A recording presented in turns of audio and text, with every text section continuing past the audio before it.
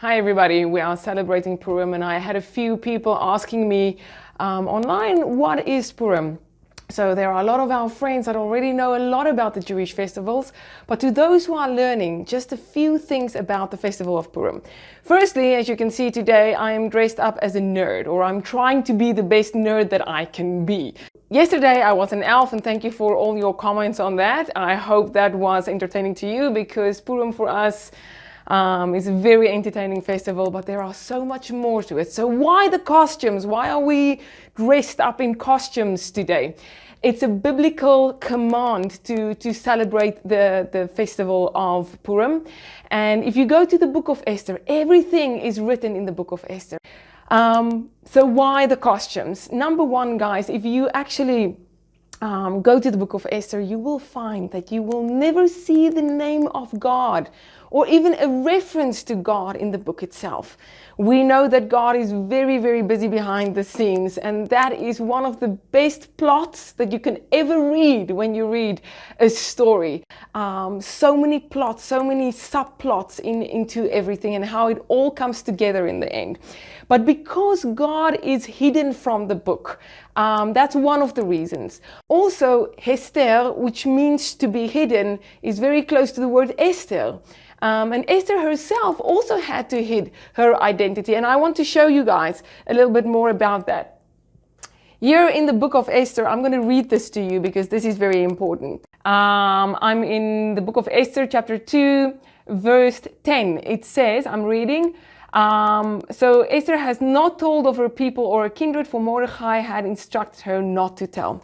So she basically hid her identity. And especially now when Esther was going into the palace.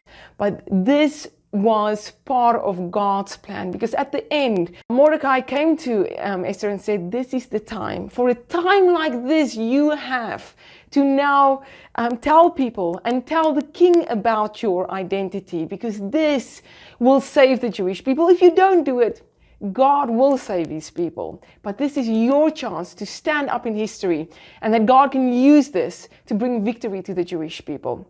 So let's figure out what we do more, because there is a biblical commandment for the Jewish people to celebrate Purim, and they have to do certain things. So I want to tell you a little bit more about how we celebrate Purim. So let's go to another location and I'll tell you a little bit more.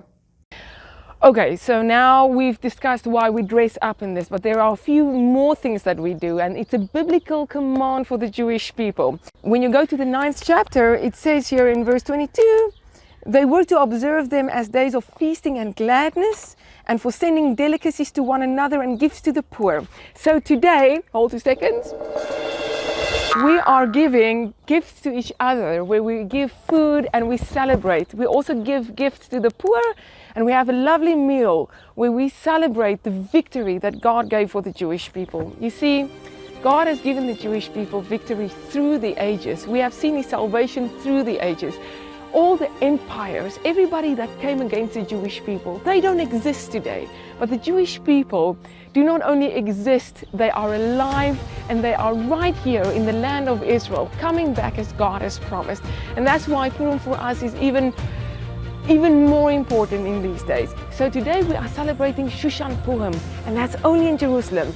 Yesterday we celebrated it all over the world, also all over Israel, but only in Jerusalem we have a second day that we celebrated, and that's what we're doing today. So I want to send blessings out to everybody on this page, everybody that is aligned with Zion, everybody that's learning about the festivals, guys.